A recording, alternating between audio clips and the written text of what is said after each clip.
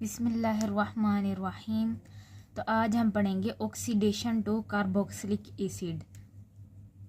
इसमें हम थोड़ा सा पहले इंट्रोडक्शन देखेंगे कि ऑक्सीडेशन होती कैसे है कार्बोक्सिलिक एसिड की, फिर आगे उसकी फर्दर डिटेल देखेंगे।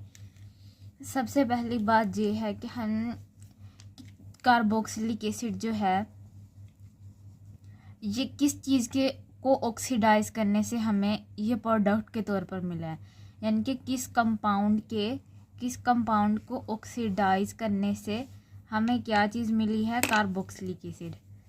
किस कंपाउंड को ऑक्सीडाइज करने से कार्बोक्सिलिक एसिड मिला है,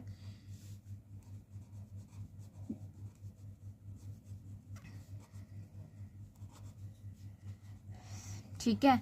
तो हमें ये पता करना है कि कौन से ऐसे कंपाउंड थे जिसको ऑक्सीडाइज किया तो कार्बोक्सिलिक एसिड प्रोडक्ट के तौर पर ऑब्टेन हुआ। वो कौन सा कंपाउंड हो सकते हैं, जैसे कि फॉर्माइल ग्रुप, और क्या हो सकता है कीटोनिक ग्रुप, ठीक है।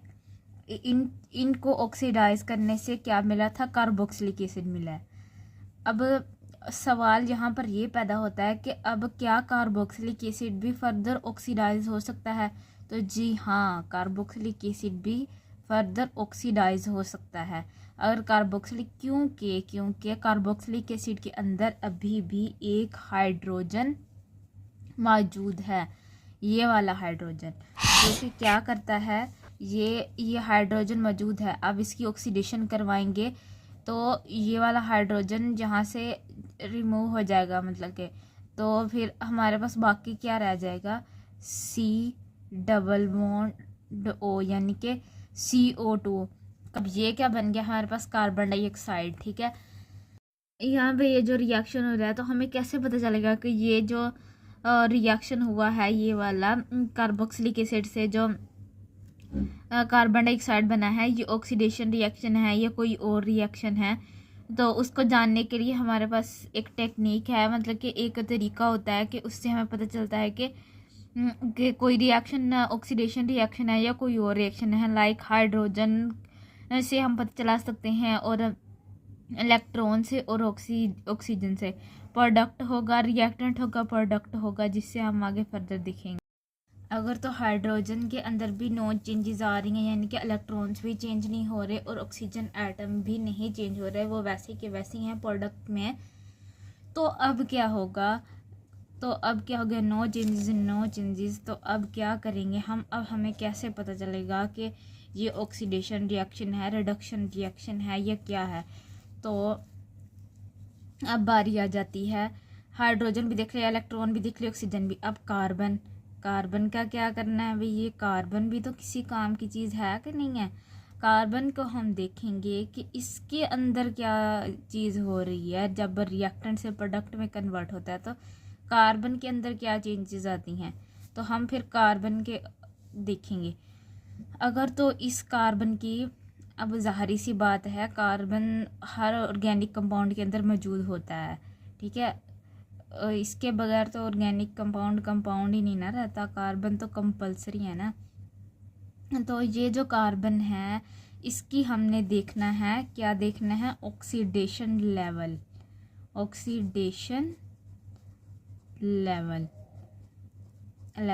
कि जब हमने रिएक्टेंट से प्रोडक्ट बनाया तो क्या हुआ, इसके अंदर जो कार्बन थे और इसके अंदर जो कार्बन थे उसका हमने क्या देखना है, ऑक्सीडेशन लेवल। अब बात ये होती है कि ये ऑक्सीडेशन लेवल क्या चीज़ है, ऑक्सीडेशन लेवल क्या चीज़ है, उसको जानने के लिए देखें हमारे पास क्या चीज़ होती है यहाँ पे, ऑक्सीडेशन लेवल। फॉर एग्जांपल, जैसे कि एक कार्बन है उसके साथ कितने इलेक्ट्रोनेगेटिव एटम मौजूद हैं। फॉर एग्जांपल हम ये ले लेते हैं कार्बोक्सिलिक एसिड, ठीक है। इसका ये पहले इसके अंदर कितने, कार्बन के साथ कितने इलेक्ट्रोनेगेटिव एटम लगे हुए हैं, बॉन्ड बनाया हुआ है, ये देखो C≡OH। इसके साथ इलेक्ट्रोनेगेटिव एटम लगे हुए हैं, वन कितने के साथ बॉन्ड बनाया हुआ है, 1 2 3 बॉन्ड बने हुए हैं इलेक्ट्रोनेगेटिव एटम के साथ। तो इसका ऑक्सीडेशन लेवल क्या होगा, 3। और अगर जो प्रोडक्ट बना है, देखो उसके अंदर क्या हुआ है कि ये प्रोडक्ट क्या बना है, CO2। अगर हम इसका देखें कि कार्बन ने कितने बॉन्ड बनाए हुए हैं, ऑक्सीजन के साथ जो कि इलेक्ट्रोनेगेटिव एटम है, तो इसके ऑक्सीडेशन लेवल क्या हो जाएगा 1 2 3 4 4। तो अब यहाँ पे ये 3 था, अब जब रिएक्टेंट था तो 3 था, लेकिन जब इसने प्रोडक्ट बनाया कार्बोक्सिलिक एसिड ने जो प्रोडक्ट बनाया, यहाँ पे ऑक्सीडेशन हुई, क्या हुई, ऑक्सीडेशन रिएक्शन हुआ। तो ऑक्सीडेशन रिएक्शन होने की वजह से इसका ऑक्सीडेशन लेवल इंक्रीज हो गया। अब हमने यहाँ पर भी यही देखना है कि अगर कार्बन का ऑक्सीडेशन लेवल प्रोडक्ट बनने के दौरान, यानी कि जब प्रोडक्ट बन जाता है तो उसके अंदर वाला जो कार्बन है उसका ऑक्सीडेशन लेवल अगर इंक्रीज हो रहा है, तो इसका मतलब यहाँ पे क्या हो रहा है, तो इसका मतलब यहाँ पे क्या हो रही है, ऑक्सीडेशन, क्या हो रही है, ऑक्सीडेशन। अगर तो इस प्रोडक्ट वाले कार्बन का ऑक्सीडेशन लेवल हो रहा है डिक्रीज, क्या हो रहा है, डिक्रीज, तो फिर क्या हो सकता है, रिडक्शन। ठीक है, रिडक्शन जो याद रखना है, क्योंकि देखो अगर हम रिएक्टेंट से प्रोडक्ट की तरफ जाते हैं तो अगर तो ऑक्सीडेशन लेवल इंक्रीज हो रहा है 1 2 3 4, तो ये क्या चीज़ होगी, ऑक्सीडेशन रिएक्शन। लेकिन अगर इस तरफ का अगर हम जाएंगे तो ये क्या होगा, ऑक्सीडेशन रिएक्शन।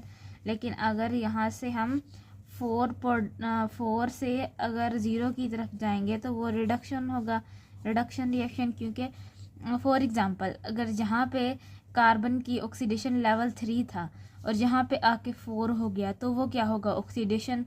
लेकिन अगर यहाँ पे इसका ऑक्सीडेशन लेवल 3 था ना, यहाँ पे पहले 3, इसको 3 रखेंगे, और यहाँ तक प्रोडक्ट बनते तक इसका ऑक्सीडेशन लेवल क्या हो गया, इस कार्बन का हो गया 2, तो ये 3 से हो गया 2 में, तो इसका मतलब यहाँ पे क्या हो रही है, रिडक्शन रिएक्शन हो रहा है। तो अब हम फर्दर आगे इसका देखेंगे कि अब कौन सा कंपाउंड यूज़ करके हम क्या बना सकते हैं, कार्बोक्सिलिक एसिड, और इसको बनाने के दौरान क्या रिएजेंट यूज़ होंगे। ठीक है, इसको बनाने के दौरान क्या रिएजेंट यूज़ करेंगे जिससे हमें कार्बोक्सिलिक एसिड ऑब्टेन हो जाए। वो 2-3 रिएजेंट है, वो हम डिस्कस करेंगे आगे।